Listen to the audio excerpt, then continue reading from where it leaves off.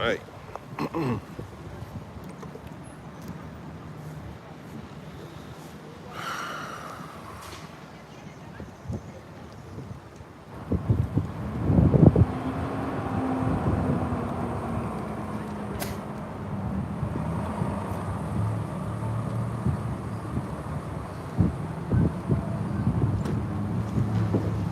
All right, Shalom. I want to start off by giving all praise, honor, and glory to the Most High God, Yahweh, Bahashem, Yahweh Shai, Bahashem, Rechak, Kwadash. Double honors to the apostles, elders, and bishops at Great Millstone for teaching me this truth. I'm your brother, Rabbi Knapp, coming out with a lesson, Lord's will is edifying to the Lord's elect.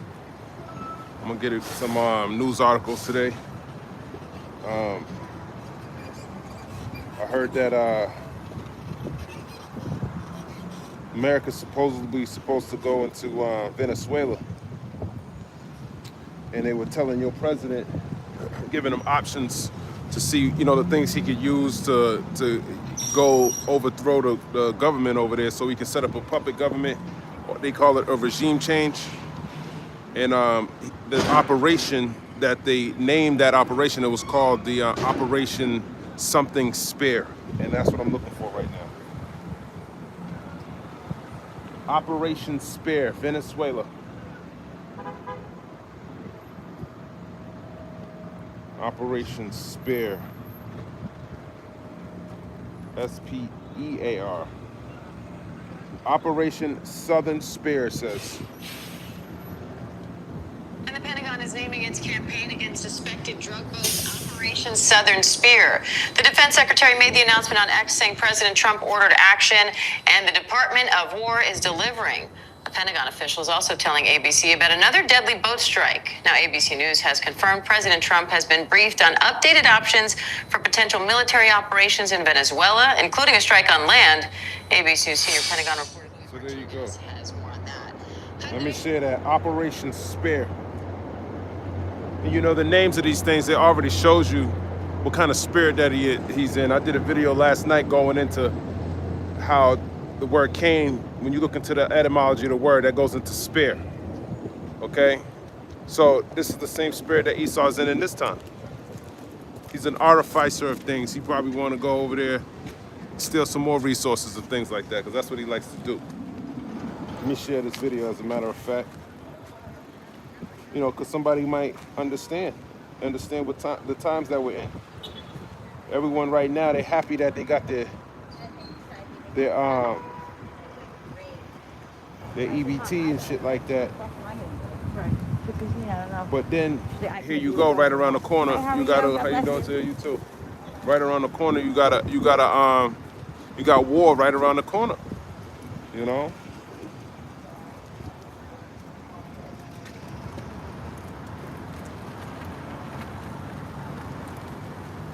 So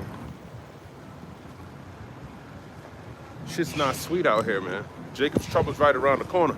Now, you're not gonna have World War III without Jacob's Trouble. It's always important that we qualify those things. I mean, not Jacob's Trouble, the MOTB. So a lot of people, there's this thing, but all of this it's gonna happen pretty much simultaneously, and it's happening simultaneously right now, as you can see. Okay. More threats about the MOTB being used. More wars. I just shared another video with Vladimir Zelensky, and they said, what do you need in order to stop all these things? And this is how he claims to stop it. He needs more missiles. He needs more of your tax-paying dollars, okay? So he can stop the war. All right, so even though the duck don't really want to tell you how he gets his money, but he's going to take that money and he's going to convert it into bullets. He's going to convert it into missiles. He's going to convert it into war. All right? And what's going to happen, if you didn't know, Germany, they're enlisting NATO. Mark Rutte, I think he's the head of NATO. He was happy today that they're enlisting 18-year-old boys in the military. He said he was so happy, he couldn't believe it. And guess what? Esau's going to be happy when he does that over here too. Okay, it tells you in Joel, the 2nd chapter, he's going to remove far the northern army. The northern army's talking about y'all. Shalom, King. I don't know if that's Israel, but he might be. Okay? So he's going to remove far from you the northern army, man. And this is not something that we brag or boast about. Shalom, y'all. Shalom. This is not something we brag or boast about, but to show you that the Lord's words are true. He told us these things, man. So we're not going to be surprised when these things happen. People don't see a draft coming soon. Do you see it? I do. Because this war, it tells you in Isaiah 9:5 that this war is going to be, it's not like your other wars, man. Esau's doing military drills where they're going up on the shores of the waters and they hopping out with guns and shit like that. Like this is World War II. The war's not going to be fought like that. You're going to go up on the border, send your ships and men like that, and y'all run and y'all got machine guns and you need to take over the beach and take over the strongholds and shit like that. That's not how this war is going to be fought. The Lord told you how these wars are going to be fought.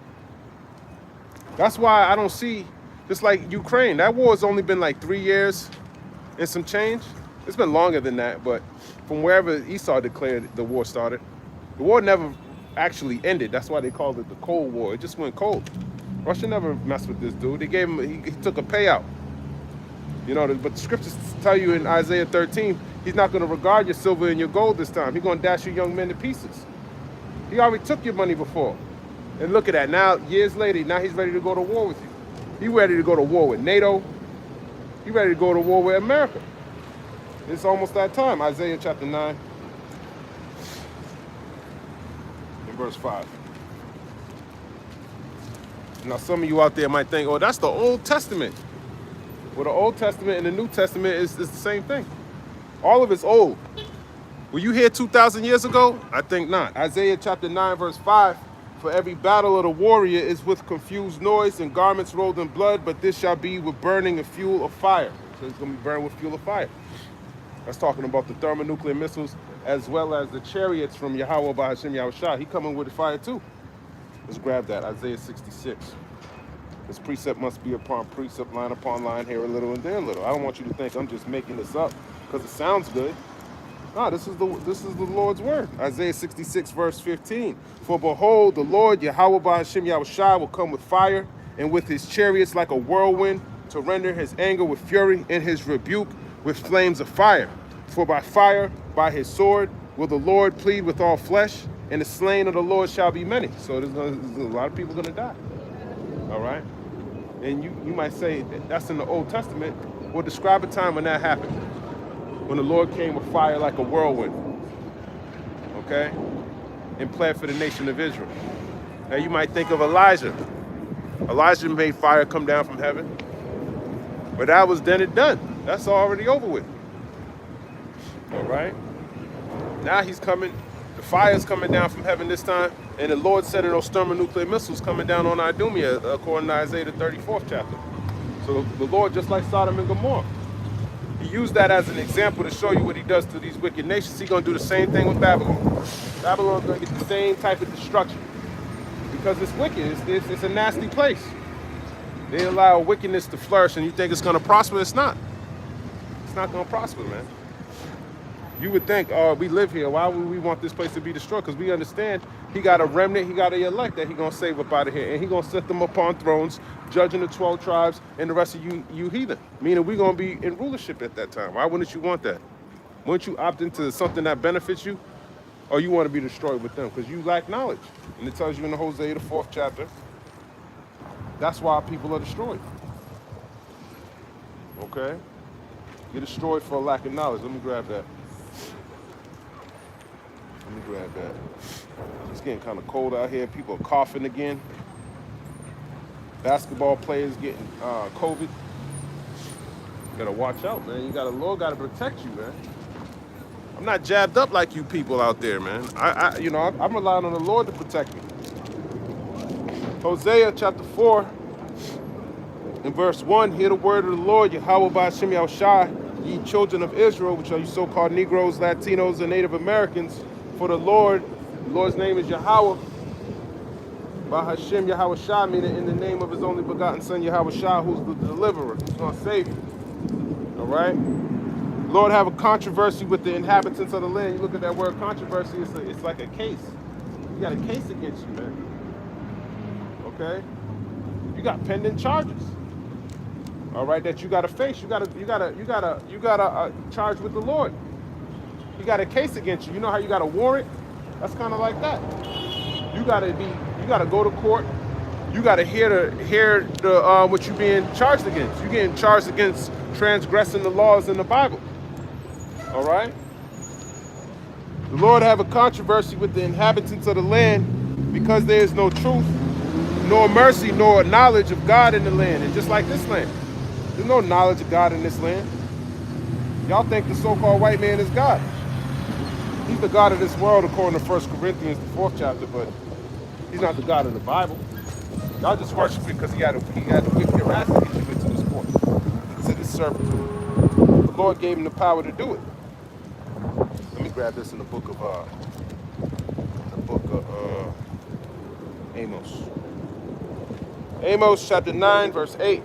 Behold, the eyes of the Lord Yahweh are upon the sinful kingdom, and I will destroy it from off the face of the earth, saving that I will not utterly destroy the house of Jacob, saith the Lord. So he's saving the house of Jacob, man. Ultimately, the elect of Israel. All right. The tabernacle of David, the house of David, King David. You know, someone who had the sure mercy, who seek the Lord. Okay, those within his household are going to be like unto him. That's what the elect's going to save.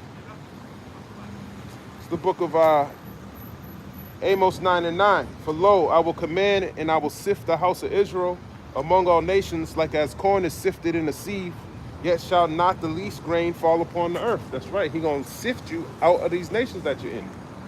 Because you were scattered according to Deuteronomy 28, verse 64. But now he's going to come sift you in these last days before he sends this destruction. Well, all these things you're going to have to endure to the end, of course. But the ultimate destruction, you're going to be saved from that. And you're going to be able to watch and witness the destruction of your enemies. And then you're going to be happy about it, according to Ecclesiastes, the 25th chapter. Okay? As a matter of fact, let's grab that. Let's grab that. Let me grab this, excuse me. Not you. Amos 9, verse 10. All the sinners of my people shall die by the sword, which say the evil shall not overtake nor prevent us. That's right. This evil that you're talking about is not going to overtake or prevent us from doing what we do. No, we're going to be all right. We're going to see if you're going to be all right. Because clearly the news ain't matching up with your ideology of what's going to happen in the future. Are you putting in the plans of more tax-paying dollars going to Ukraine? Okay, he probably gonna need more than he ever needed before. Fighting against the bear. The bear don't. That's the ultimate boss right there. You got to defeat, and he gonna slay you, and he gonna dash your young men to pieces. It says, Amos chapter 9, verse 11. In that day will I raise up the tabernacle of David. The tabernacle of David is the house of David, the house of King David. When was it raised? Under King Solomon. After David died, King Solomon took over the kingdom. We had 40 years of peace. Well, that got broken. He gonna raise it up. That's what's being raised up. Okay, the men of the Lord, we build in the third spiritual temple. We're like lively stones, it tells you in 1 Peter. Amos chapter 9, verse 11. That is fallen, yeah, it fell. Okay, King Solomon, it fell. 40 years, 1 Kings, 12th chapter. He raised up adversaries against him because he was worshiping other gods. Okay? And just like you worship other gods, you're going to be destroyed. All right? And I will raise up his ruins, and what you're seeing is the ruins of King David. People who actually understand what the Bible is, that's why we prophesy against this place, because it's wicked. Your church ain't prophesying against this place. They love this place. Your pastor ain't prophesying against this place. He loves this place. All right? So he don't want Babylon to be destroyed, because how is he going to make money? He knows through the Spirit he's going to have his head down, because he wasn't standing stiffly for the name of the Lord. He stands stiffly for the name of the so-called white man, Esau Edom. Amos chapter 9 and 11. And I will raise up his ruins, and I will build it as in the days of old. Yeah, the days of old, man. Read 2 Samuel, the 7th chapter. As a matter of fact, it's the 8th chapter. I lied. Put garrisons in Edom. We had the heathen bringing us gifts. That's what Isaiah the 60th chapter, Isaiah 60 verse 61 and 61. That's what that's talking about. Okay? Amos 9 and 12. They that they may possess the remnant of Edom. Yeah, the remnant of Edom. There's a remnant of the Edomites that are going to be possessed, and they're going to be servants and handmaids. Okay, the elites of Edom, they're going into slavery. Okay, and the Lord's reserving them, and He's reserving a lot of them for the sword. But eventually, Obadiah 1 and 18, they out of here. And of all the heathen are everybody outside of the nation of Israel. Okay? Which are called by my name, saith the Lord that doeth this. So the Lord does this. He set up one up and puts down another. Just like He told you in Daniel 4 and 17. Just like He told you in Ecclesiasticus, I believe, the 10th chapter. Let's go there since I wanted to grab something. Then I couldn't because, hey, it's the Spirit, man. The Spirit has you go all over the place sometimes. Let me see, can I drop that?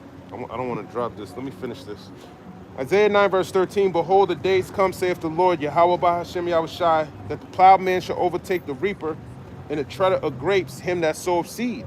And the mountain shall drop sweet wine, and all the hills shall melt. So with that saying, the plowman shall overtake the reaper, it's gonna be a short time when these things come to pass, man. Okay? The plowman is supposed to go before the reaper, but the plowman is coming so quickly that you gotta plow, you gotta plant, then you reap. But if it's already reaped and plowed and the plowman is overtaking the reaper, that means now it's like an overlap. Okay, so things are being sped up. Okay, for prophecy's sake.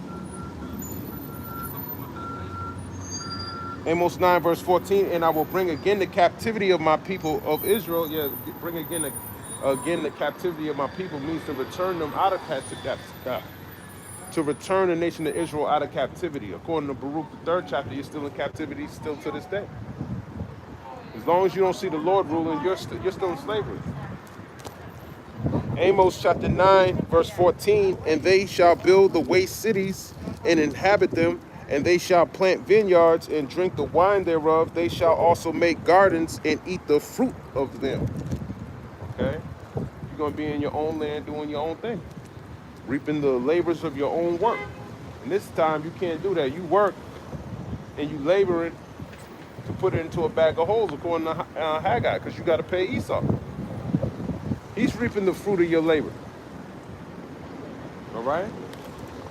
And guess what? He deserves to because of your transgressions.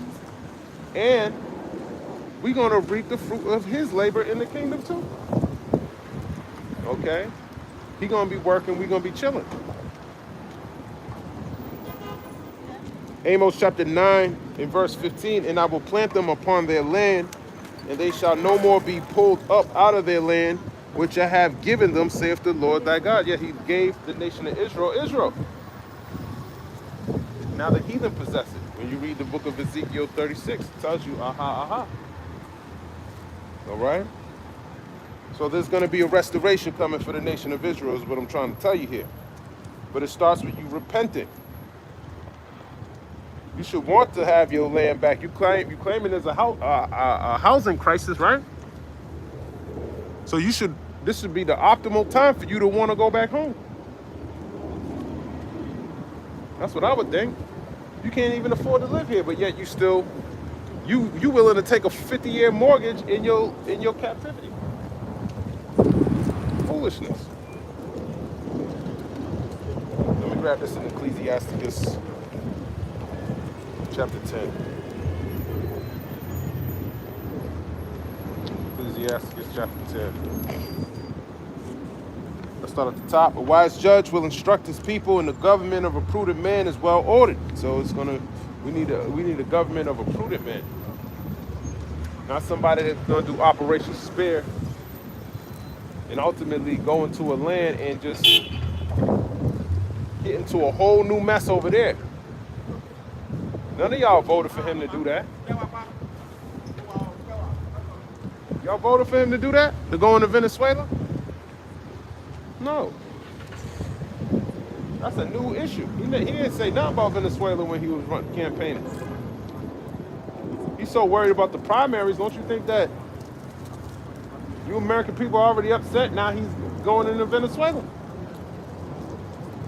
And don't think because he just wants regime change. Regime change is another way of saying, I want to steal your resources legally. Okay? He said he sold drugs of a synthetic drug. That's a man-made drug. You think Esau has anything to do with that? He's saying the Chinese are using, that's a path that the Chinese are using to bring fentanyl up to this place. So you go after the small guy? That's what he likes to do with you so-called Negroes, Latinos, and Native Americans. He likes to go after the drug dealers, not the person selling them, the main issue. Because he benefits from all angles of the drug trade. He supplies you with it, and then he takes it, locks you up for it. He makes money off you being locked up, more tax-paying dollars going into his pocket. It's a win-win for Esau. And he can look like he's a good man. He can save face when he's the devil creating the whole situation in the first place. See, we understand how to get rid of fentanyl in the world and all this crime and shit. Get rid of Esau. He's the damn problem. You don't want wars and shit, right? Get the so-called white man Esau. And that's what the Lord is going to do. Ecclesiastes chapter 10, verse 2. As the judge of the people is himself, so are his officers. And what manner of man the ruler of the city is, such are all they that dwell therein. So all of y'all like Esau eating the duck. A bunch of ducks, man. Proud, stout-hearted. You think you're better than your other people. Esau think that the American Edomite think he better than the European Edomite. And just like y'all think about your people in your own country like you better than them. Well, that's how Esau thinks. He thinks he's better than his own people. And y'all are just like him. That's why y'all think like that. That's why you think you're better than your own people. Ecclesiastes chapter 10, verse 3. And an unwise king destroyeth his people, but through the prudence of them which are in authority, the city shall be inhabited. Yeah, the prudence. Okay? You got foresight, you can see, okay, we might not want to go this direction because we might be destroyed. Okay? He don't have that. He don't understand the consequences of not following the law, statutes, and commandments. Every other way leads to death. That's why Habakkuk tells you he is as death. And he cannot be satisfied. So the path he's going is going to lead to his destruction. Ecclesiastes chapter 10, and you ain't supposed to be voting for him according to Deuteronomy 17, so the primary come around. You might want to stay out of there if you're a true believing Israelite. Taking an oath. You already made an oath with the Heavenly Father and the Son. And that can't be broken. Ecclesiastes chapter 10, verse 4, the power of the earth is in the hand of the Lord, and in due time he will set over it one that is profitable. Ultimately, the power of the earth is in the hand of the Lord. According to Job 9 and 24, he gave it into the hands of the wicked. And they're unprofitable, but they're going to be destroyed. He's going to show you the wrath of the Lord by destroying the so-called white man, Esau. I know y'all love him so much, but he hates y'all, and he's going to manifest that in these last days. Ecclesiastes chapter 10, verse 5. In the hand of God is the prosperity of man. And upon the person of the scribe shall he lay his honor. The person of the scribe, those who study the law. Okay, we would be considered the scribe in this time. We're meditating on the law day and night. So wouldn't that make us fit? If the prosperity of man is in the hand of the Lord? Ecclesiastes 10, verse 6. Bear not hatred to thy neighbor for every wrong, and do nothing to all by injurious practices. Injurious practices, things that cause harm to a people. That's what Esau does. That's what he's doing. By you transgressing the law, that's what's getting you put to death. Okay, and he exalts wickedness. Ecclesiastes 10, verse 7. Pride is hateful before God and man, and by both do one commit iniquity. If pride is hateful before God and man, and by both do one commit iniquity. Iniquity is sin. Your pride, it tells you later on in the chapter, is when you depart from God. And you depart from God is transgressing his laws. So if you transgressing his laws, it's a form of pride, man. You got to humble yourself down and repent. Ecclesiastes 10, verse 8, because of unrighteous dealings, injuries, and riches got by deceit, the kingdom is translated from one people to another, just like it tells you in 2 Ezra 6 and 9. Esau is the end of the world, and Jacob is the beginning of it that followeth. So that's the Lord setting down one and setting up another. Okay? Because of unrighteous dealings, unrighteous decrees. Okay, that's how Esau got into the power that he's into right now. He robbed it, he stole it. Your inheritance, your land, he has that. All right? Ecclesiastes 10 and 9. Why is earth and ashes proud? There is not a more wicked thing than a covetous man. For such in one setteth his own soul to sale, because while he liveth, he casteth away his bowels. So what that's saying is, pretty much, why have the whole world and sell your soul, man? You know, I'm roughly paraphrasing, but what benefit is it to lose your soul, gain the whole world and lose your soul? You were given everything, but then you're going to die. So what's the point of it? It's vanity. Okay? It's all vanity. Esau does all this killing, robbing, stealing for nothing. It's all vain. Because he's never going to achieve everlasting life. That comes from the Heavenly Father. It'd be in your best interest if you want all these things and you wanted to rule perpetually like Esau thinks he wants to do. You should have served the Lord. And showed him by your good works and your understanding and wisdom that you're better than Israel. He didn't want to do that. He took the opposite route. He chose the way of death. Okay?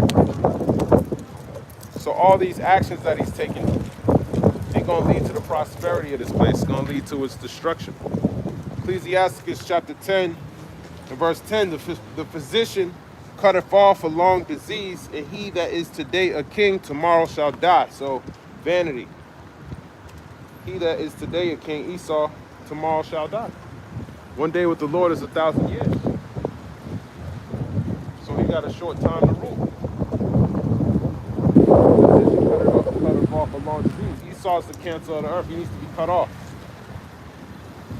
When you get cancer, they try to cut it out so it doesn't spread to other areas. Esau spread his wickedness throughout all the earth. Now he has to be cut off. All right? He needs to go. If this devil continues to rule, you're going to be literally worshiping the devil outright. Okay? And the Lord don't want that to happen. As a matter of fact, let's drop that. Let's go to Psalms chapter 2.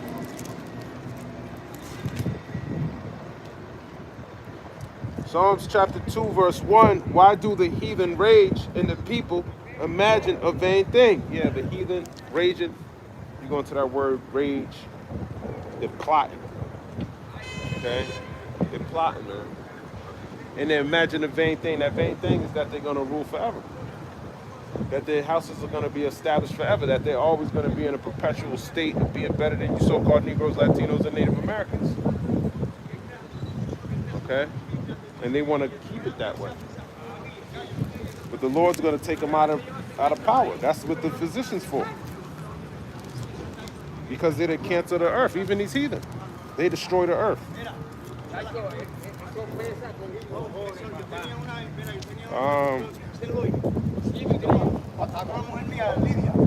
Psalms chapter 49. I forgot someone got shot last night, man. Someone got popped last night over here. Not over here, but somewhere in Lynn. I think he survived though. Them young boys, man. Psalms 49 and 11, their inward thought is that their houses shall continue forever, and their dwelling places to all generations. They call their lands after their own names. And that's Esau calling his name, his lands after his own name. but that inward thought is that they're going to continue forever, and that's not the case. The Lord's coming to take away all authority away from the heathen, and he's going to give it to the nation of Israel through his son. And he's going to be ruling perpetually. Psalms chapter 2, verse 2, the kings of the earth set themselves, and the rulers take counsel together against the Lord Yahweh and against his anointed, saying, let us break their bands asunder and cast away their cords from us. That's right. Let us break their bands asunder and cast away their cords from us. Okay? What connects them to judgment is this body. Okay? Your body connects you to the judgments of the Lord. Esau don't want to be connected to this body anymore. That's why he want to go digital.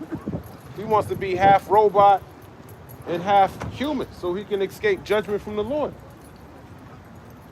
They want to cast that away. Okay? Or if they get you to take the MOTB, get every Israelite to do it, then by default, he can continue to rule. All right? So he don't have to keep coming back in the regeneration and then still have to deal with judgment in the future. He don't want the judgment coming to him. So he's going to try to bring the judgment to you. But the stone going to fall upon himself. Psalms chapter 2, verse 4, he that sitteth in the heavens shall laugh, the Lord shall have them in derision. Yeah, he gonna laugh. He gonna laugh, man, because it's funny to the Most High. Someone imitating you and ain't doing it well is pretty funny. Especially when he's the one controlling you. You're a clown, you're nothing. That's why he was saying, why is earth and ashes so proud, man? You're just dirt. To boast about something, be other than what the Lord created to be, is you're a laughing stock. Nobody cares about dirt, man. It's just dirt, man. He gonna have you in derision. All right, let's look up this word derision real quick. This word division up.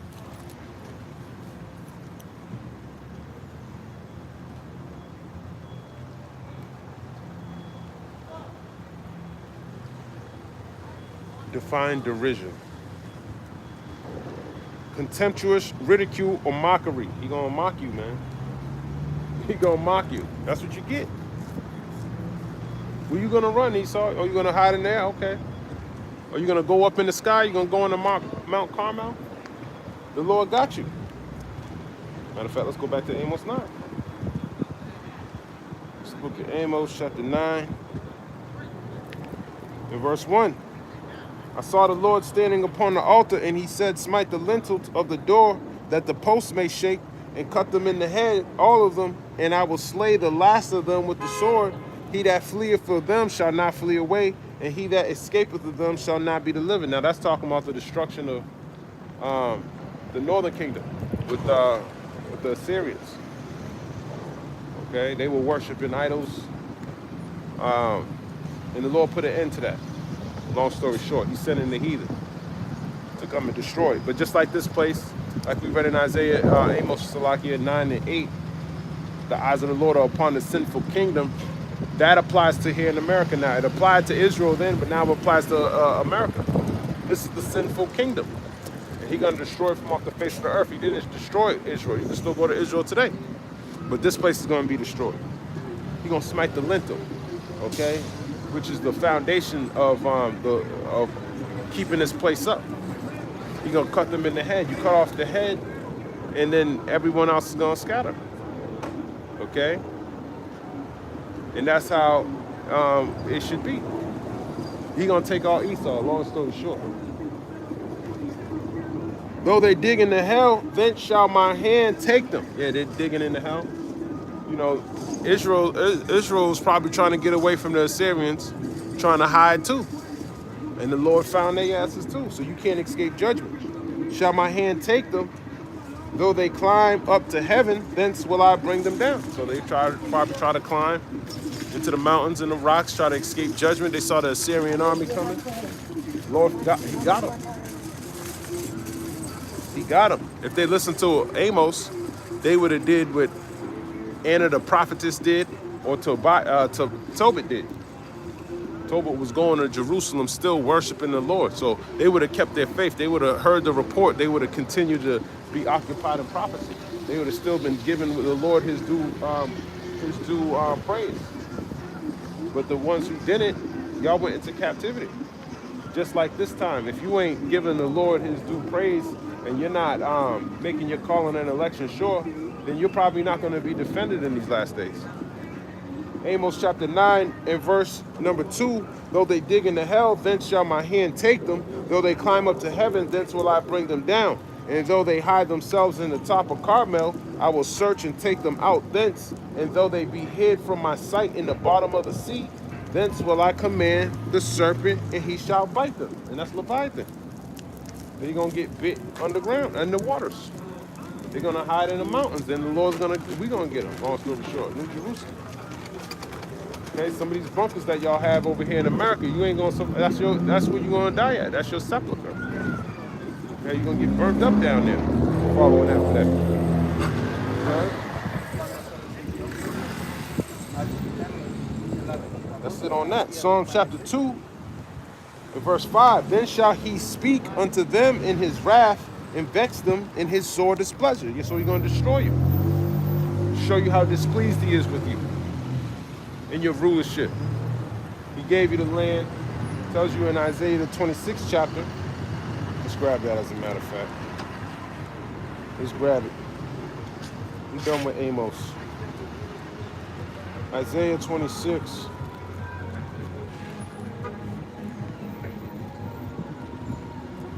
Isaiah 26. In verse 10. Let favor be showed to the wicked, yet will he not learn righteousness. In the land of uprightness will he deal unjustly, and will not behold the majesty of the Lord. That's right. So he's in the land and he's still not learning righteousness. He knows the law, statutes, and commandments, and he still don't implement them. He claims to be the nation of Israel, but he don't keep the covenant. All right? So you're going to be had in derision, just like Israel was. You in the land, you ain't learning righteousness, you ain't implementing the law, so you're going to get judgment. You want a false claim, but hey, now you're getting the judgment. There you go. Now you can be an Israelite and learn how it is to suffer. Okay? Suffer the judgment of the Lord. You're going to get to see what Deuteronomy 28 is all about. Psalms chapter 2 and verse 6. Yet have I set my king upon my holy hill of Zion. I will declare the decree. The Lord hath said unto me, thou art my son. This day have I begotten thee. Ask of me, and I will give thee the heathen for thine inheritance, and the uttermost parts of the earth for thy possession. So I will declare the decree. And the decree is that Babylon's going to be destroyed. The decree is you need to repent before the Lord comes. Make your call on an election sure. This is all part of the decree. The decree is the prophecies. It's the testimony of Yahweh Bahashim Yahushua. Okay? That's being declared. And if you don't want to take heed to the king's decree, you're going to die. Psalms chapter 2, verse 9. Thou shalt break them with a rod of iron, talking about the heathen. Thou shalt dash them in pieces like a potter's vessel, talking about the heathen. You're going to get dashed into pieces. And we're not going to meet you as a man either when we come down as New Jerusalem. Just like Yahweh Shai is not going to meet you as a man. The remnant is going to meet you remnant. We ain't going to be as a man. All right? We're going to be in a new body in that time. All right? Psalms chapter 2 and verse number 10. Be wise now, therefore, O ye kings, be instructed, ye judges of the earth. Serve the Lord with fear and rejoice with trembling. That's right. We serving the Lord with fear and rejoicing with trembling. Because we know Jacob's trouble is going to come upon all flesh. We know we ain't going to be, we're going to barely make it. It's going to be a scary time, but there's going to be some, the test of our faith is going to be, we're going to be tested in that time. And we hope that the Lord guides us in the right way so we can endure unto the end. Okay? Which we're all gonna have to pass under the rod. Okay? Psalms chapter 2, verse 12, kiss the Son, lest he be angry, and ye perish from the way when his wrath is kindled but a little. Blessed are all they that put their trust in him. And we putting our trust in Yahweh Ba'ashem Yahushua. Okay? We putting our trust in him. We're not trusting Esau to help us, protect us, or give us advice. Okay? We're not trusting Esau when he said everything's gonna be all right. I like your shirt. Okay. Ecclesiastes chapter 10, and verse 11. For when a man is dead, he shall inherit creeping things, beasts, and worms. So that's what Esau's inheritance is. Creeping things, beasts, and worms. Okay? That's the memorial of a wicked man. All right? Judgment. Not everlasting life. All right? The beginning of pride, Ecclesiastes 10 verse 12, is when one departed from God and his heart is turned away from his maker. Your mind is turned away from your maker. Okay, that's what following the law, statutes, and commandments is all about. It's about repenting and going back to getting back on that path, following the Lord. That pride is keeping you from walking the narrow and the straight gate. Because majority of the people you're around, they're proud against the Lord. They're rebellious against the Lord. Okay? Just like King Saul, like he told you in 1 Samuel the 15th chapter. If he was obedient, hey, he would have been okay. Just like Cain. But he was just created to be that way. That's why he got Operation Spear, showing you he knows he's Cain too. And what did Cain do? What is Cain notorious for? Killing his brother. And that's why he gonna come kill you so-called Negroes, Latinos, and Native Americans. Okay? Because why? Because of the blessing that he was given. Our forefather stole his blessing. Ecclesiastes chapter 10 and verse 13. For pride is the beginning of sin, and he that have it shall pour out abomination. And therefore the Lord brought upon them strange calamities and overthrew them utterly. So pride is going to get you destroyed utterly. Long story short. All right, you're going to have strange calamities. Okay? You're going to see what these strange calamities are all about. Okay? The Lord hath cast down the thrones of proud princes and set up the meek in their stead, and that's the elect. The proud princes are the Edomites. And the Lord gonna set up the meek in their stead. All right? They're the princes, the prince of this world. The gods of this world. The carnal though. They're not like the Most High. The Lord's gonna show you they're like, it's like 28. You're gonna say, as you're being slain with the sword, that I am a God. Okay, we're gonna see. The Lord's gonna see. That's why the Lord's gonna laugh at you in that time. Because you think you're a God, you're gonna see you screaming and hollering. Because of the plagues, because of the destruction that he's sending upon you. Ecclesiastes chapter 10 in verse 15, the Lord hath plucked up the roots of the proud nations and planted the lowly in their place. He's going to plant the lowly in their place, ultimately. That's Israel. Okay? He's going to plant the lowly in the place of the proud. The proud nations. The Lord overthrew countries of the heathen and destroyed them to the foundations of the earth. And your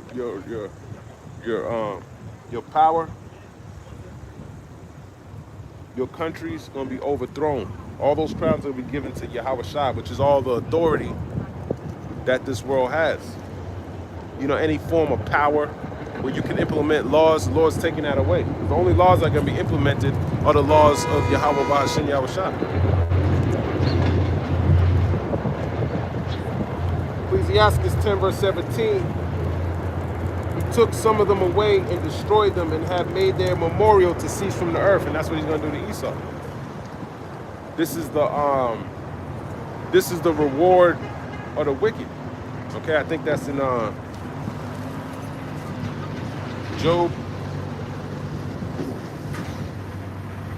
This is the reward of the wicked. Job, KJV. Yeah. This is the portion of a wicked man. Let me grab this. Job 20 and 29. Let me grab that.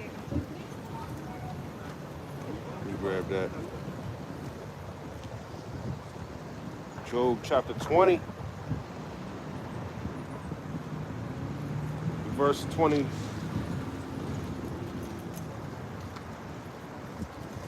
I'll start at 24. Job 20 and 24. He shall flee from the iron weapon, which is the thermonuclear missiles, and the bow of steel shall strike him through. It is drawn and cometh out of the body, yea, the glittering sword cometh out of his gall. Terrors are upon him.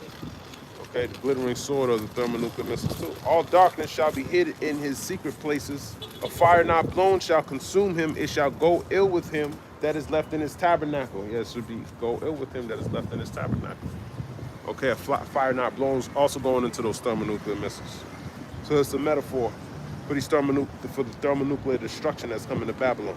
The heavens shall reveal his iniquity, and the earth shall rise up against him. Yeah, the heavens, it's pretty much the internet is revealing his iniquity.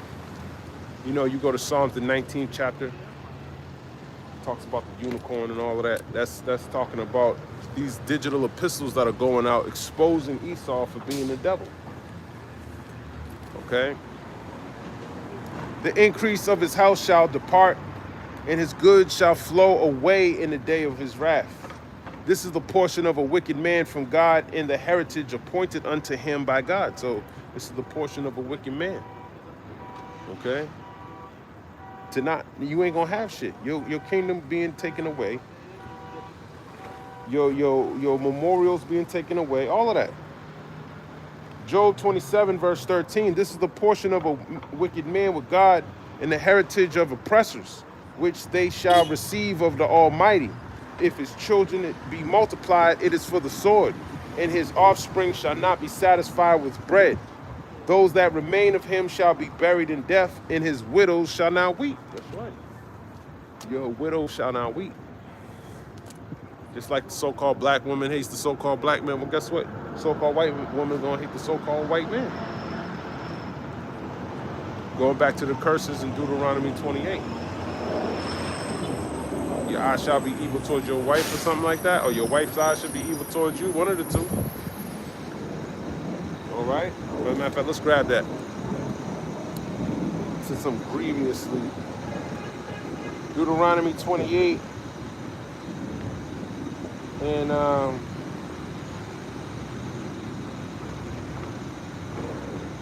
think it's in the 40s somewhere.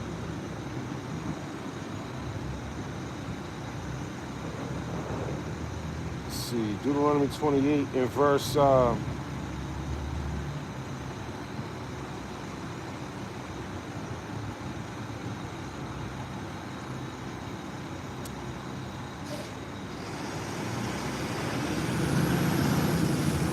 Deuteronomy 28 and 54, Salakia, so that the man that is tender among you and very delicate, his eye shall be evil toward his brother. And you see that. Your eye being evil towards your brother. That's why y'all gangbanging and killing each other. And toward the wife of his bosom, and toward the remnant of his children, which he shall leave. So that he will not give to any of them of the flesh of his children whom he shall eat, because he have not left him in the siege, Salakia. It's verse 56. Deuteronomy 28 verse 56, the tender and delicate woman among you, which would not adventure to set the sole of her foot upon the ground for delicateness and tenderness, her eye shall be evil toward the husband of her bosom, and toward her son and toward her daughter. So there it is. That's why they're not gonna weep, because of Deuteronomy 30 and 7, all these curses are gonna fall upon our enemies. So that's the portion of a wicked man from God. These curses in Deuteronomy verse 28. We were wicked, we were transgressing the laws, and that's why we're going through these curses in Deuteronomy 28. Ecclesiasticus chapter 10 and verse 17.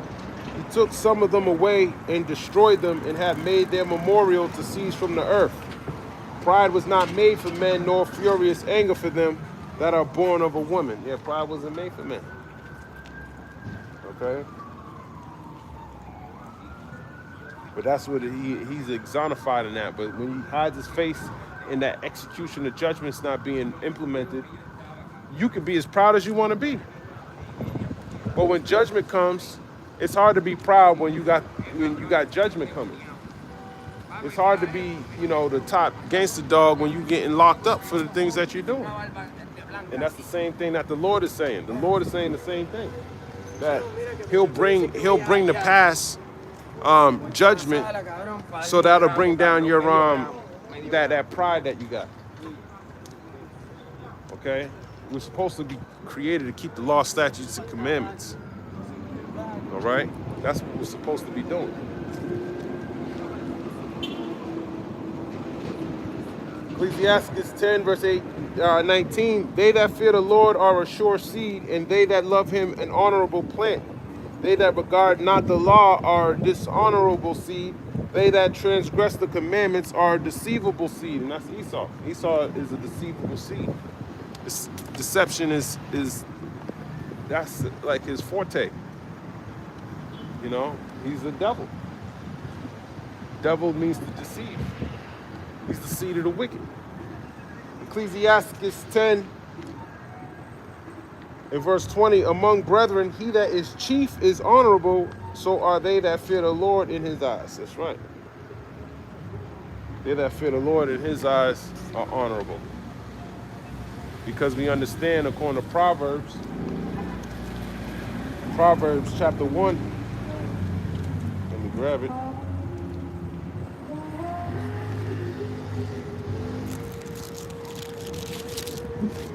In verse 7, the fear of the Lord is the beginning of knowledge, but fools despise wisdom and instruction. So only a fool would despise the wisdom and instruction of the Lord. But the fear of the Lord is the beginning of knowledge. That's an honorable thing, to fear the Lord. To have that wisdom, knowledge, and understanding. Ecclesiastes 10, verse 21. The fear of the Lord goeth before the obtaining of authority, but roughness and pride is the losing thereof. That's right. The fear of the Lord goes before the obtaining of authority. So you got to learn how to fear the Lord, and the Lord will exalt you to the position that you deserve. Okay, so it comes with a reward. But that pride, that's how you get that reward taken away from you. Okay? Ecclesiastes 10 and 22. Whether he be rich, noble, or poor, their glory is the fear of the Lord. It is not meet to despise the poor man that have understanding, neither is it convenient to magnify a sinful man. That's what y'all are doing. It's not convenient to magnify a sinful man. Y'all magnifying a sinful man. And that's Esau. It's not convenient for you because ultimately it's going to get you destroyed. He tells you in 2 Ezra, the 2nd chapter, they that stood so stiffly for the name of the Lord. That's who was crowned in that ceremony. Not the people who were magnifying a sinful man. What do you think happened to them? They were in that fire. It's the book of Ecclesiastes chapter 10, verse 24. Great men and judges and potentates shall be honored. I think a potentate is like some form of a leader. I forgot that word. Let me go there again.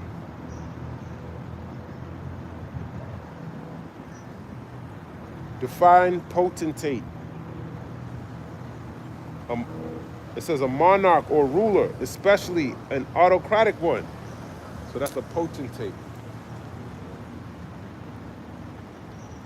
Ecclesiastes 10 and 24. Great men and judges and potentates or rulers shall be honored. Yet is there none of them greater than he that feareth the Lord? So the Lord's putting you above those who are judges and rulers and monarchs. Okay? For just having the fear of the Lord, just having that wisdom, knowledge, and understanding. So in the eyes of God, you're above all of these high-level people, man. So that shows you the value of wisdom, okay? Ecclesiasticus chapter 10 and verse 23, it is not meet to despise the, let's lock it. Ecclesiasticus 10 and 25, unto the servant that is wise shall they that are free to do service. And he that have knowledge will not grudge when he is reformed. Yeah, you're not going to grudge when you're reformed. If you have knowledge, okay, you're going to see the benefit in keeping the law, statutes, and commandments to the best of your ability and magnifying the name of the Lord. If you actually had the wisdom of Yahweh Bahashim Yahushua, why wouldn't you want to magnify him? You couldn't go far enough. All right? Because he does so much. The fact that you make it home at night, the fact that he just put a bunch of people in critical condition with some toxic gas, man. He had a truck pull up and have this ammonia gas go into this building and sent 36 people to the hospital, a bunch of people in critical condition. Okay? And that's a fearful thing. That's a terror. That's a terror, man. And the Lord orchestrated that. And do they teach the people that? They don't teach the people that the Lord does all these things. Isaiah 45 in verse 7. They probably don't even bring that scripture out in the church. Let me grab the scripture anyways. Isaiah chapter 45 and verse 7. I form the light and create darkness. I make peace and create evil. I, the Lord, do all these things. So he's creating the evil. Evil means bad times. Okay? He's doing all these things. So it'll be in your best interest to serve him and do what he told you to do so you can avoid the wrath of God, his wrath. Ecclesiasticus chapter 10 and verse 26. Be not overwise in doing thy business, and boast not thyself in the time of thy distress. That's right. Be not overwise in doing thy business, man. Okay, let's look that up. Ecclesiasticus, Sirach 10, verse 26. Sirach 10, verse 26.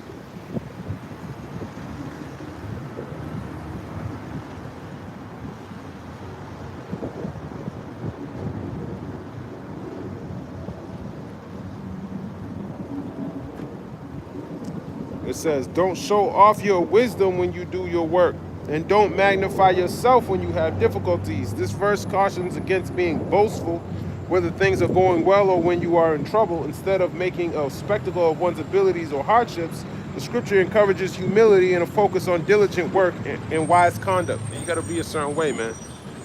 Let me grab this in 1 Corinthians 8 and 1.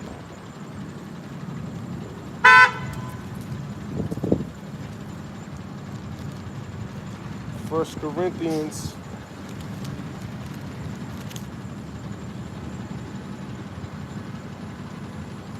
chapter 8, verse 1. Now as such things offered unto idols, we know that we have all knowledge.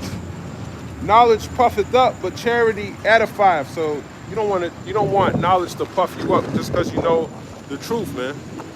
You know, you want to be humble at the same time. Okay? Let me grab this.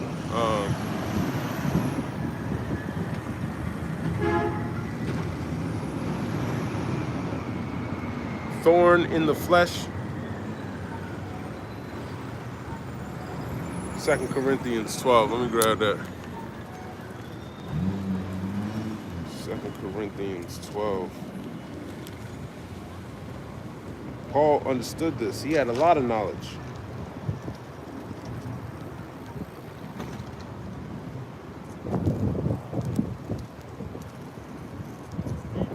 Second Corinthians 12, verse 7.